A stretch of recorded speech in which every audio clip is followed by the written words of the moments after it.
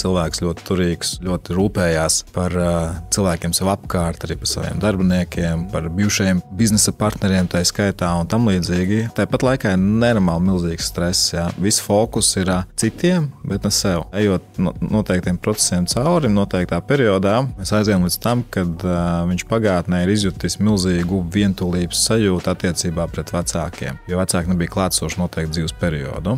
Psihe to tajā brīdī ir izjutusi. Viņš to neatcerās kā pieaudzis vīrietis šobrīd, bet viņš to atcerās tajā procesā, ka jā, tā ir bijis. Psihe šo mehānismu, kad izjust vientulību, paņem savā sistēmā, zemapziņā, prātā. Un viņš turpina kā pieaugušais, jā, kompensē to vientulības sajūtu, lai tikai neizjust vientulības sajūtu, es došu visiem visu, lai tikai es neizjust atkal to vientulības sajūtu, ka es tiek pamests. Tā ir savā veidā tā kā uzmanības pirkšana. Jā, ļoti neapzinātā veidā. Principā alkas pēc tuvības, angļuiski tāds vārds affection. Daudz šādu piemēru, kur mēs kaut ko kompensējam, lai tikai neizjustu to, ko es neatceros, ko es izjūtu pagātnē. Mums psihe ļoti ir gudra, ja slēp mūsu traumas, iekapsulē mūsu traumas, nelaiž ārā. Tāpēc mēs kā pieaugušie vīrieši, sievietes pēc tam uzvedamies, nesaprotam, kāpēc mēs tā uzvedamies, kāpēc mēs tā jūtamies, kāpēc mēs tā domājam. Ja?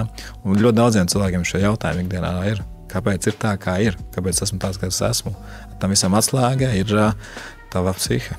Tā psihisks aizsargmehānismi. Neapzinātas domas, pārliecības, uzskati, reakcijas emocionālās. Jā, un tas arī tur arī veidojas, kāpēc es nemāku komunicēt par naudu, kāpēc es nemāku sabalansēt savus ienākumus izdevumus, kāpēc es tērēju vairāk nekā es nopelnu, kāpēc es nemāku uzkrāt, kāpēc investīcijas manā pasaulē ir kaut kas neiespējams, ne šajā dzīvē no sērijas. Jā.